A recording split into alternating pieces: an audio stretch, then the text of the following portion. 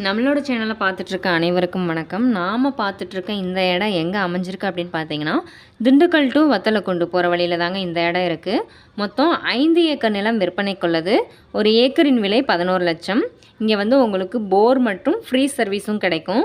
தார் ரோட்லேருந்து சரியாக 300 மீட்டர் தொலைவில் தாங்க இந்த இடம் அமைஞ்சிருக்கு. செம்மண் பூமி, காலி இடமா தாங்க இருக்குது.